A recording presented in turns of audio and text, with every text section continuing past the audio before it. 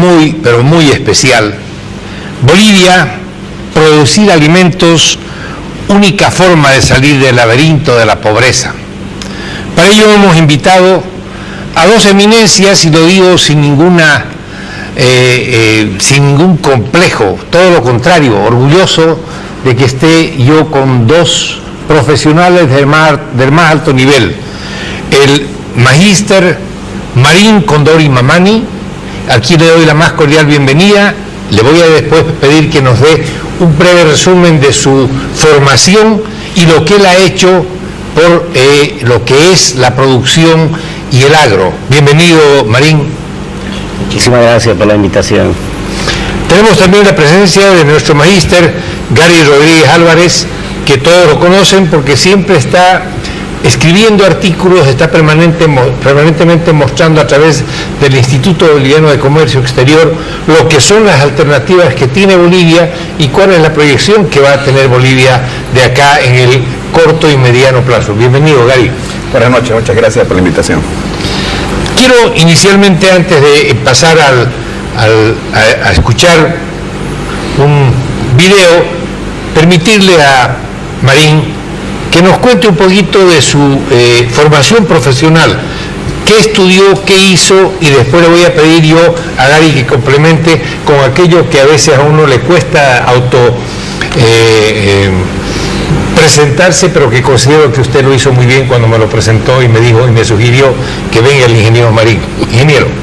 Bueno, muchísimas gracias. Bueno, yo soy de formación ingeniero agrónomo, egresado por la Universidad Federal del Acre, Brasil, y luego 4 maestrías, una de ellas en fitotecnia por la Universidad Federal de Viçosa, otro en recursos genéticos y biotecnología en la Universidad Mayor de San Simón, en convenio con la Universidad de Wageningen en Holanda, otra maestría en investigación científica por la Gabriel René Moreno y otro en educación superior de la misma universidad.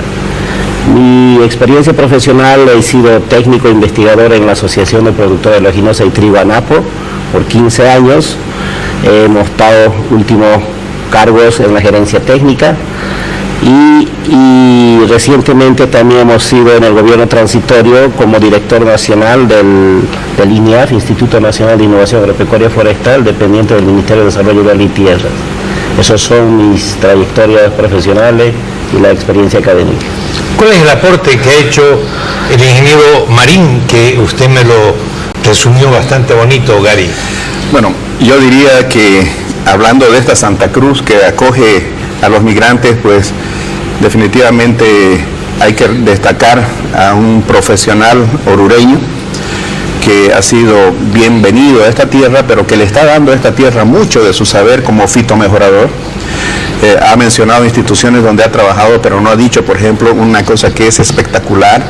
Él ha logrado lo que de repente las instituciones del Estado debieran haber hecho, pero a través de su esfuerzo, como un hombre de empuje, como un científico, ha logrado tropicalizar la quinoa, que eso nos va a dar una posibilidad increíble para los cultivos de invierno que rotan con la soya de verano.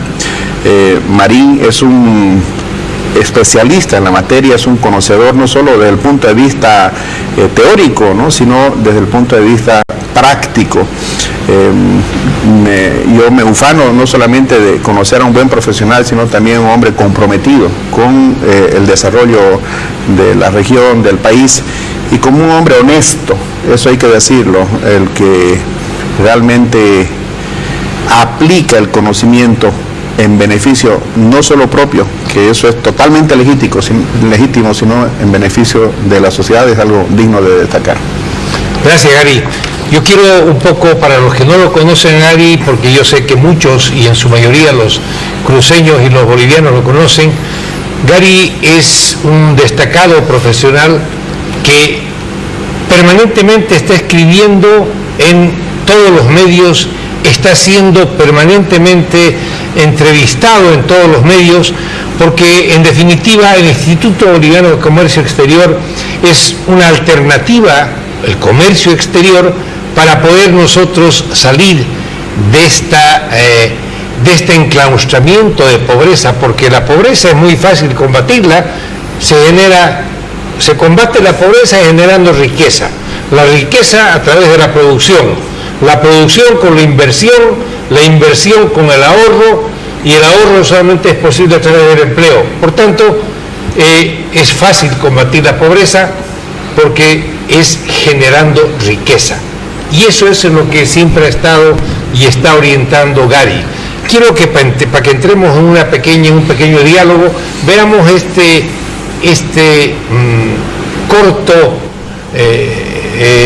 esta corta intervención de un señor que es político, que no sabe de lo que se trata la producción, y estoy seguro que en su vida no ha plantado un solo árbol.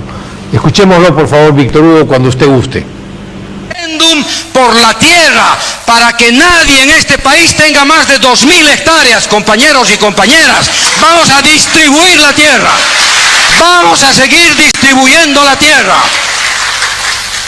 Entonces, que tengan la valentía de aguantar un referéndum constitucional para reducir la propiedad de la tierra de las manos de los latifundistas y distribuir la tierra a los que no tienen tierra, para que la trabajen, para que tengan riqueza, para que tengan igualdad de oportunidades, compañeros y compañeras. Y vamos a ver si son tan demócratas para aguantar nuestra proposición de un referéndum constitucional por la tierra los próximos años. Ellos quieren referéndum para cambiar la justicia. Perfecto, nosotros también queremos cambiar la justicia, pero no vamos a cambiar la justicia para favorecer intereses de los latifundistas, de los golpistas, de los comiteístas. Vamos a reformar la justicia para que todos seamos iguales en este país y para que nadie tenga privilegios ante un juez o ante un fiscal o ante un policía, queridos compañeros y compañeras. Cuando uno escucha ese discurso eufórico de una persona, solamente puede preguntarse, ¿vamos a seguir produciendo como se produce en Occidente, casi en una producción de subsistencia, llegando al surcofundio? ¿O vamos a producir de manera expansiva, de manera mucho más agroindustrial, para generar riqueza a través de esa producción? Porque uno de los problemas que tiene el ingenio de San Buenaventura es que no hay donde plantar caña, y obviamente la sacarosa que tiene además es de un bajo rendimiento. ¿Cuál es su opinión, Gary, y la suya, ingeniero Marín, magíster ambos, para que puedan un poco contrarrestar, porque este es un discurso demagógico, político, que mucha gente lo escucha y cree que puede y debe ser así? Bueno, hay dos cosas, ¿no? Muchas veces uno tiene que escuchar de las personas que tienen trascendencia en temas de producción, de agricultura, desarrollo, y otra cosa es escuchar por ideología, por una filosofía, ¿no? Entonces creo que inclusive si eso fuera real de 2.000 hectáreas, para mí inclusive es harto para Occidente, ¿no? Pero es poco para una realidad oriental. Por lo tanto, creo que nosotros los agrónomos también necesitamos tierras, pero la tierra que tenemos en la uña, no tenemos como propiedad, ¿no? Porque del día a día trabajamos en campo. Entonces, creo que son situaciones opuestas. No podemos, post pandemia, seguir teniendo este tipo de versiones, siendo que hoy el mundo a nivel global necesita producir alimentos. La pandemia ha sido generalizado y muchos países productores de alimentos no han estado acompañando al ritmo que venían trabajando antes para la investigación, para la producción, pero los alimentos siguieron saliendo. Entonces, ¿quién estuvo trabajando, no? Entonces son cosas que creo que necesita analizarlo. Yo personalmente pienso de que si yo escuchara este tipo de mensajes de un empresario, de un agricultor, es creíble, pero gente que no siembra ni un metro cuadrado y tener esta posición ideológica es totalmente contraria a lo que nosotros del día peleamos, investigamos, desarrollamos variedades, pero es para poder producir alimentos, para que no haya una catástrofe en la alimentación de aquí a futuro. Hoy con la pandemia hemos aprendido a dar valor a muchas cosas y nos hemos dado cuenta que el alimento es clave para poder subsistir, ¿no? Gary, a ver, desde el punto de vista económico, en primer lugar, yo ratifico los conceptos del ingeniero Marín Condori. El mundo necesita alimentos y lo va a necesitar de forma apremiante de aquí en más. Hay que informarse, y muy bien, que en el año 2012 la FAO lanzó una advertencia mundial. Dijo, por aquel entonces éramos 7.000 millones de habitantes en el mundo, y dijo, vamos a llegar a ser 9.100 millones de personas en el año 2050. Y dijo, para que no haya una hambruna, para que no haya escasez, el nivel de producción de alimentos del año 2012 tiene que incrementarse en un 70%. Pero para eso, dijo, hay 3 restricciones. Primero, dijo, la tierra, que no es infinita. Además, el agua dulce, que no abunda. Segundo, dijo que había un problema, que es el cambio climático, lo cual significa que va a haber heladas donde antes no había, o con mayor intensidad, o vientos bruscos, o secas, inundaciones, y eso también acompañado de plagas. ¿Ah? Y lo tercero que dijo es de que había que enfrentar un mundo que va adquiriendo un mejor poder de compra y va sofisticando su alimento. Por ejemplo, en ciertas poblaciones se come mucho arroz porque el ingreso no alcanza, pero según el ingreso medio va subiendo, esos que comen arroz pasan a comer pescado, los que comían pescado pasan a comer pollo, los de pollo cerdo, los de cerdo carne de bovino, y entonces se necesita más proteína animal. Y para eso, ¿qué se necesita? Acompañar con proteína vegetal, como el caso de la soya. Entonces nos enfrentamos a una situación que está plenamente respaldada hoy día con esta otra advertencia que hace el Banco Mundial, el Programa Mundial de Alimentos, la misma FAO, post pandemia, de que se puede presentar a corto plazo una catástrofe alimentaria, así lo ha llamado, la revista The Economist lo ha reflejado, espigas en su portada, donde en vez de tener el cereal, tienen calaveras, ¿no?, por decenas.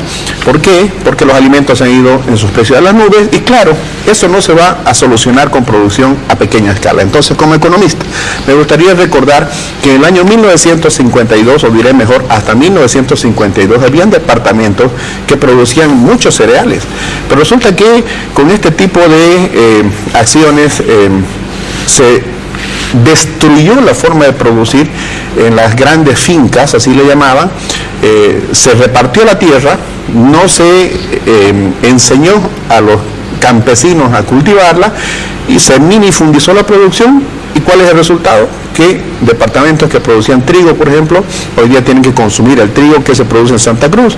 Y ese trigo se produce rotando en una producción a escala con la soya. Entonces, aprendamos de la historia de que la producción a escala es una necesidad porque lleva a disminución de costos, de que la tecnología es importante para aumentar la productividad, que la agricultura es una forma también de combatir con la pobreza, porque genera mucho empleo, genera ingresos, y con eso tantos ejemplos tenemos de gente que ha sido expulsada cabalmente de Occidente, del surcofundio, el minifundio, de la pobreza.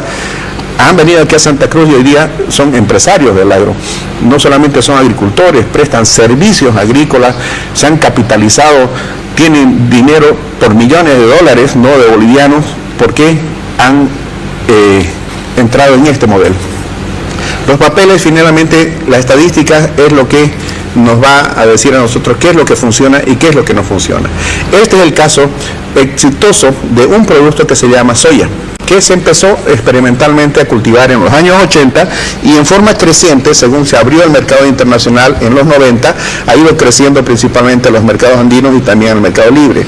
Desde el año 80 hasta el 2021, el país ha producido 42 millones de toneladas de soya, y le ha generado más de 16 mil millones de dólares de ingresos por exportación de qué, de excedente. Esto es agricultura a escala, y esto no se hace en un patio, esto no se hace en un pequeño feudo, se lo hace necesariamente con escala, de tal suerte que la evidencia, el dato mata relato, decía bien el ingeniero, posiciones ideológicas no nos van a ayudar a resolver el problema como Bolivia en cuanto a la pobreza, y tampoco al mundo en su necesidad de tener más alimentos.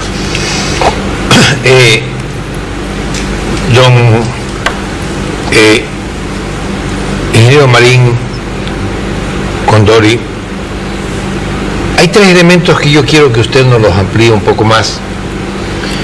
Usted tiene la suerte de haber vivido parte de su vida en el occidente, de haber vivido parte de su vida en el Brasil, en su formación académica, y hoy estar viviendo acá y haber generado una, diríamos así, tropicalización de la quinoa, que significaría una buena alternativa para poder también exportar. Decía muy bien Gary, la producción en escala, y la producción en escala en todos los ámbitos. Usted bromeando decía, los agrónomos no tenemos tierra ni debajo de las uñas. Yo bromeando a veces digo siempre, yo no tengo ni una carretillada de tierra. Sin embargo, considero de que no podemos, desde el punto de vista productivo, demagógicamente inducir a la gente que ha llegado al surcofundio. Para los que no saben qué es el surcofundio, les voy a explicar. Había un señor que tenía una tarea, y esa tarea la dividió entre sus 4 hijos, y a cada hijo le tocó de a 2 surcos, y entonces terminó haciendo un surcofundio. Por eso se llama que bajamos del latifundio al minifundio y después al surcofundio. Y hoy ese señor ni tiene los ingresos suficientes, ni tiene con qué alimentarse él mismo, ni tiene para hacer el cambalache, ni tiene para su propio sustento, mucho menos para mejorar su situación económica.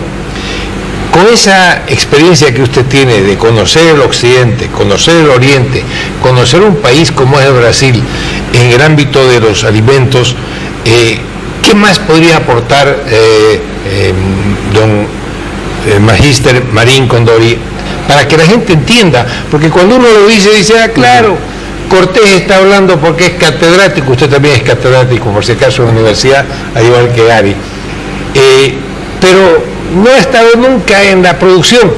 Usted tiene esa formación y ha estado en ello.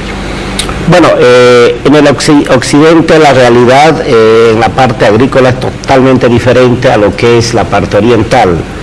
De hecho, mis padres han sido agricultores, y yo he estado en la agricultura en el occidente, sembrando cebada, trigo, quinoa, papa, pero son superficies realmente muy pequeñas, ¿no? 1000 metros cuadrados, nosotros llamamos acá tarea, 2 tareas, media hectárea, 1 hectárea, con el cual más o menos uno genera para la subsistencia de la familia, y rara vez el excedente para poder un poco vender y luego comprar algunas cosas que necesitamos, como las verduras, ¿no? Pero el hecho de conocer otros países, el hecho de tener también ciertos entrenamientos en otros países, nos ha abierto los horizontes. Entonces, para mí, como profesional, el éxito está en el conocimiento. Y ese conocimiento cabalmente se adquiere en las universidades, en los cursos de especialización, cursos de entrenamiento, capacitaciones, congresos, ¿no? Entonces, y Brasil, como una política pública, invierte en sus estudiantes. Invierte a aquel egresado del colegio, inmediatamente le otorga la beca para una maestría, le otorga para un doctorado, le otorga para que haga investigación en otros países como Europa, Estados Unidos. Esa es la política del país en Brasil. Pero también tiene que responder el estudiante frente a esa otorgación de la beca. Hay un coeficiente de rendimiento. Si el estudiante no rinde y está por debajo de ese coeficiente de rendimiento, pierde la beca y lo retiran de la universidad. Realmente la persona tiene que estudiar, está para estudiar. Entonces creo que es totalmente diferente el tipo de adquirir conocimiento relacionado con lo que es nuestro país. Muchas veces nosotros en la Universidad Gabriel René Moreno nos jactamos en decir 110.000 estudiantes, 100.000 estudiantes, ¿no? La Gabriel René Moreno, lo más grande, ¿no? Pero ¿cuántos egresan realmente de lo que ingresan? Sí. Hemos visto recientemente un problemón, ¿no? El Jurassic Park. Entonces son cosas que creo que amerita reflexionar profundamente, ¿no? Pero veo que la similitud en la agricultura cruceña con lo que es la agricultura extensiva en el Brasil, hay una similitud porque la misma gente que estuvo en el Brasil, que nació en la agricultura, migró a nuestro país, nos contagió, ha irradiado para que podamos nosotros también adoptar esas tecnologías que vinieron ellos haciendo muchos años más atrás, ¿no? Entonces creo que ha sido una complementariedad de lo que nosotros hacíamos acá, adoptando la tecnología extranjera, y Santa Cruz hoy es orgullo de un departamento que todo el mundo le gustaría ser o le gustaría vivir en Santa Cruz por este desarrollo como modelo cruceño productivo. Entonces creo que hoy peleamos mucho con el cambio climático y contra eso es difícil. Por más conocimiento que tengamos, no podemos hacer llover, no podemos parar una helada, no podemos frenar una velocidad del viento, los cuales causan directamente al potencial del rendimiento de dicho cultivo. Cuando tenemos viento fuerte, por ejemplo, como hoy, si hoy fuera agosto, estoy seguro que el trigo iba al piso. Claro. Porque el trigo no soporta velocidades elevadas de viento porque desgrana. Si tuviéramos una helada, estoy seguro que el maíz, el sorgo, la soya, estuvieran como aplicados con herbicidas. Se seca. Se seca, ¿verdad? Pero por este cambio climático que el mundo vive, ¿cuándo se ha visto un granizo en Santa Cruz? ¿Cuándo se ha visto esas heladas que hemos tenido el año pasado? Y ahora no sabemos cómo ir a hacer esta campaña de invierno. Entonces cada vez va pronunciándose estos fenómenos adversos en la agricultura, pero solamente podemos hacer frente a esta adversidad del cambio climático con herramientas tecnológicas. Si no adoptamos esas herramientas disponibles que hay, vamos a seguir siendo un país dependiente de alimentos. Le comento una experiencia, ingeniero Marín, licenciado Gary Rodríguez. Resulta que yo era parte de una fundación, hicimos un curso de especialidad con esa fundación, financiado por otra fundación y apoyados por una empresa maderera, Simal en este caso, y resulta que financiaron el 50% la empresa más la fundación, y fueron todos los ingenieros forestales de la Universidad Autónoma Gabriel René Moreno quienes participaron de este curso, y la oferta que nos hacían los empresarios era: los mejores alumnos van a ser contratados. Bueno, se hizo el curso, se los llevó al monte a conocer muchos ingenieros forestales, por eso yo rescato lo que usted decía, el conocimiento. Muchos ingenieros forestales, era la primera vez en su vida que estaban yendo al monte, era la primera vez que veían un árbol. Los mejores alumnos fueron contratados, trabajan hasta el día de hoy con esa empresa. Sin embargo, yo rescato lo que usted acaba de decir. El aprendizaje es permanente. No hay un aprendizaje, bueno, ya aprendí y ya con esto es suficiente. ¿Por qué? Porque la misma naturaleza nos está obligando a un aprendizaje permanente con este cambio climático. Gary, partiendo de lo que acaba de decir nuestro magíster Marín Condori, y complementado con lo que le acabo de contar de la experiencia, ¿cómo ve usted en este momento a Bolivia en el mediano plazo y en el, voy a decir, el corto y mediano plazo, porque no se puede hacer ya como antes quinquenios de planificación, si no empezamos a producir realmente en todos los ámbitos en escala? porque la competencia en el mundo va a ser muy grande y yo creo que el que tenga agua y alimentos no le va a ir mal, pero el que no tenga ni agua ni alimentos le va a ir muy mal. ¿Cuál es su experiencia? A ver, yo creo que estamos en la posibilidad de dos extremos. Voy a ser muy honesto en este análisis. Y no puedo dejar de mencionar la situación económica actual, particular de Bolivia, pero también del mundo. En el mundo se está pronosticando que podría darse, si persiste esta situación inflacionaria y también este freno de la economía, producto de la invasión de Rusia a Ucrania, que empeoró la situación que nos dejó la pandemia del COVID del 2020, el mundo se encamina a una situación de estanflación. Y usted como economista nos ha enseñado, porque usted ha sido mi profesor de política fiscal, que la inflación es un fenómeno que preocupa, el estancamiento es otro fenómeno que preocupa, pero hay algo que preocupa más que esas dos cosas y son las dos cosas juntas. Y ese es un fenómeno al que nos podemos enfrentar en el mundo, reitero, a corto plazo. En el corto plazo hay oportunidades y hay desafíos. La unidad de inteligencia del grupo británico The Economist hace unas 3 semanas atrás dijo que Bolivia es el país más resiliente, que Bolivia es el país que mejor puede enfrentar esta situación que se está dando en el mundo del impacto de la crisis entre Ucrania y Rusia. Y claro, las explicaciones con ello tienen que ver con control de precios para combustibles, control de precios para alimentos, contrabando, tipo de cambio artificialmente bajo, el boliviano artificialmente fuerte, pero eso no es sostenible en el tiempo. Es verdad que con mucho esfuerzo, yo diría no gracias, sino a pesar de la ausencia de políticas públicas, Santa Cruz ha forjado la sostenibilidad alimenticia del país. Hemos sustituido la importación de azúcar, la importación de alcohol, la importación de aceites, de grasas, vegetales, animales, y hemos logrado ser autónomos, ser suficientes en la generalidad de los casos de los productos básicos, con un gran capítulo pendiente que es el trigo y ahora una preocupación que es el maíz. Recordemos que en el año 2016, en una situación de impacto negativo por la sequía, como ahora estamos sufriendo, debimos importar más de 100.000 toneladas solo en ese año desde Argentina. ¿Y qué maíz produce Argentina? Maíz transgénico. Entonces, a cortísimo plazo tenemos una cierta estabilidad, pero también ya empiezan los desafíos. Si no tomamos nosotros las decisiones correctas, hoy día nos vamos a ver muy, pero muy complicados en los próximos años. Hoy día estamos así porque en el pasado tomamos decisiones.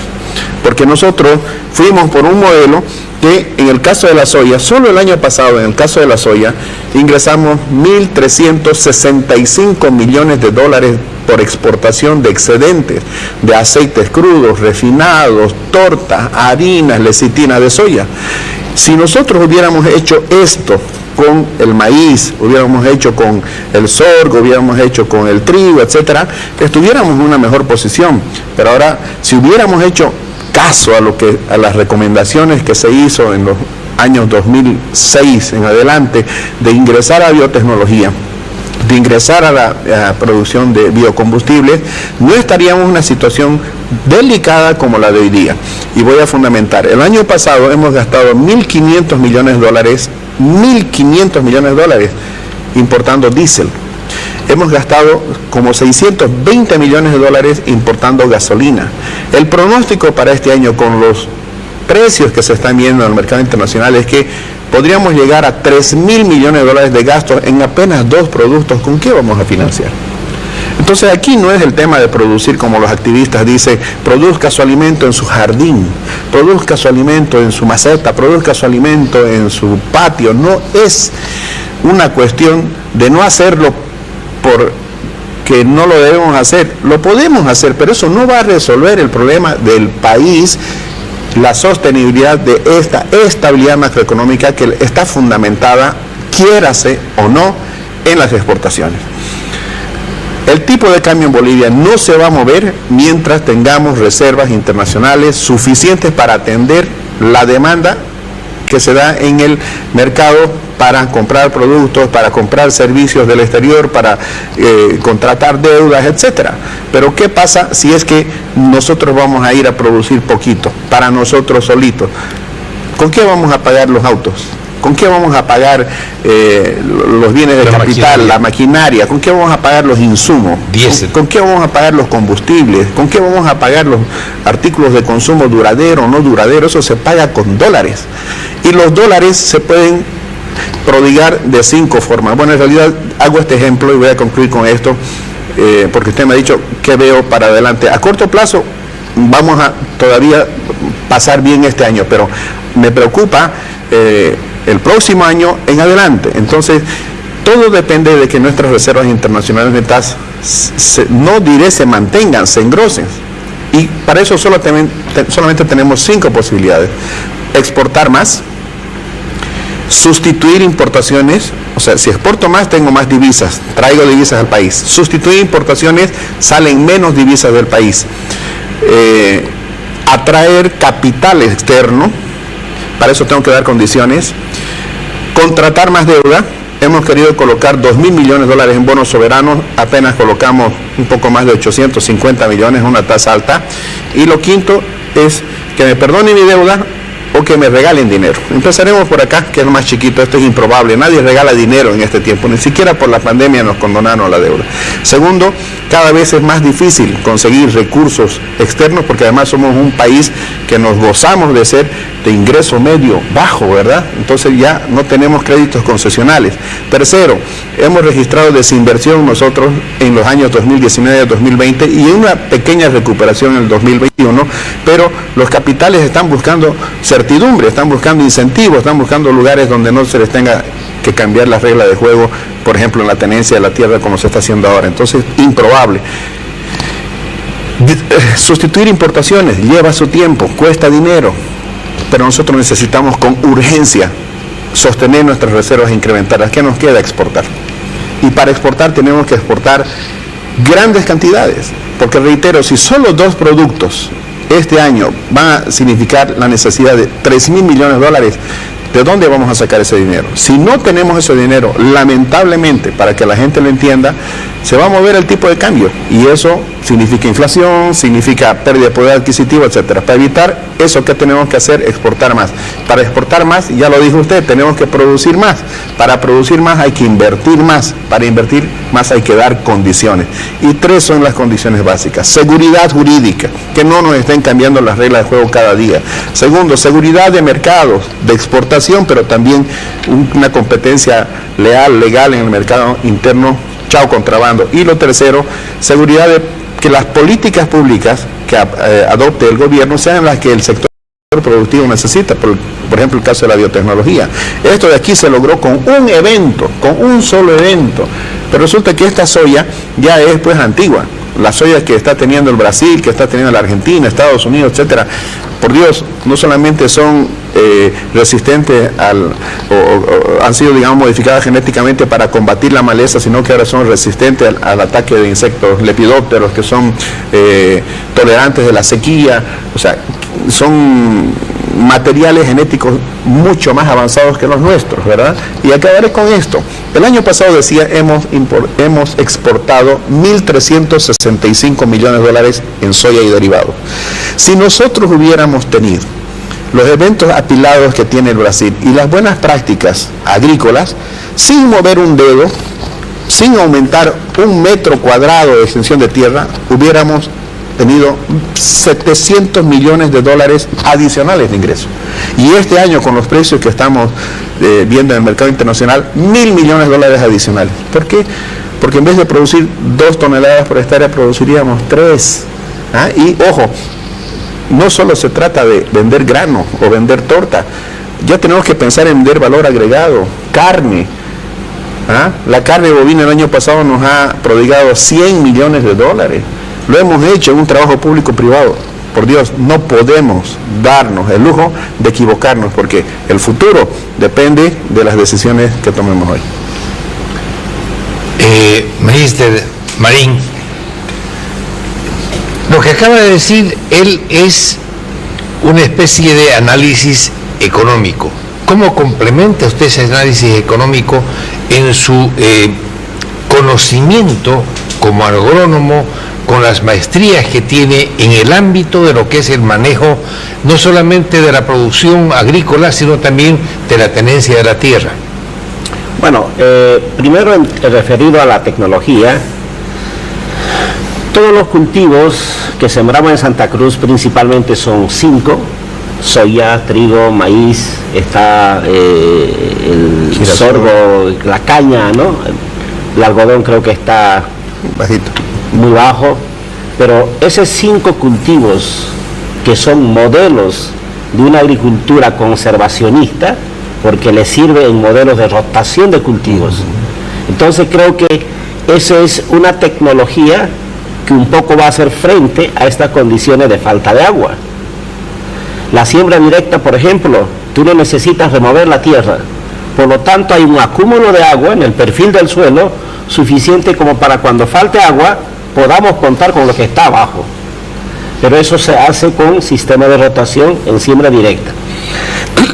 Otro, tenemos eventos que toleran la sequía, eventos transgénicos. Pero estos eventos transgénicos, bueno, también es entendido por el Estado, por los gobiernos, es entendido.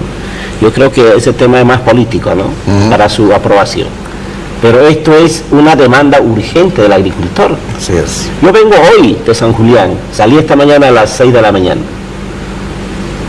Veo trigo totalmente afectado por la sequía, sorgo, girasol.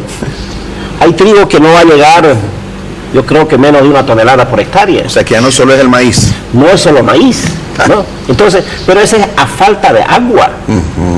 Y si contáramos nosotros un trigo con tolerancia a la sequía, probablemente estaríamos levantando por encima de 1 tonelada por hectárea.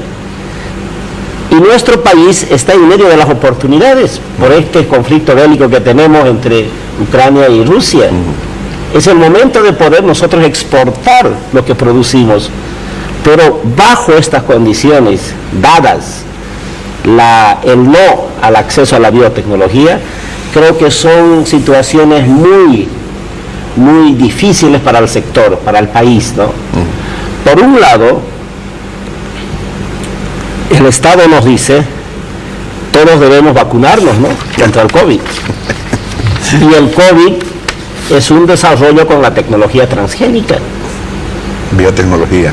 Así es. Y por otro lado, demandamos un maíz que sea resistente al insecto, no nos permiten.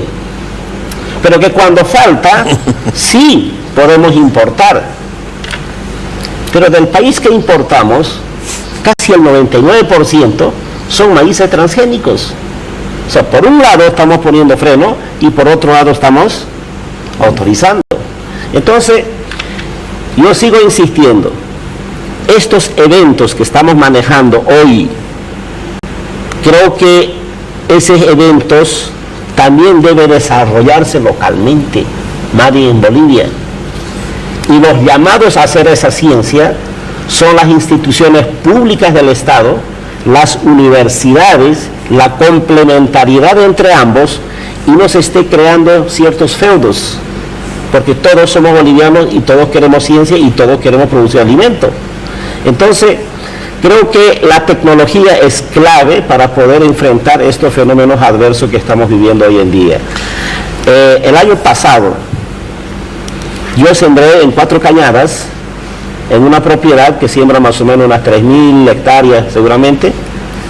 Llegó esta helada, alrededor más o menos había unas 400, 500 hectáreas de sorgo. Yo al medio metí la quinoa.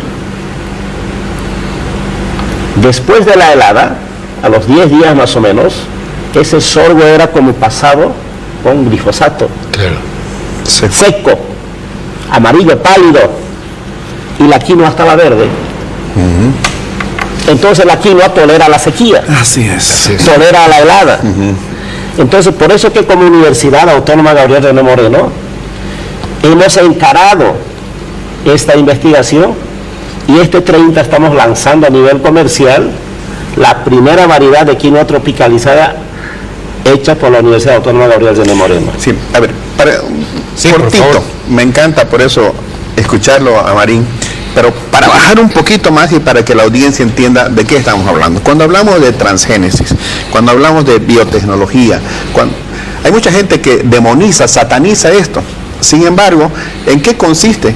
Para poner un ejemplo claro, mencionaba el ingeniero que las vacunas anti-COVID que nos están obligando a aplicarnos y también aplicarlas a nuestros niños es producto de la biotecnología y operan con un ARN mensajero, ¿no es cierto?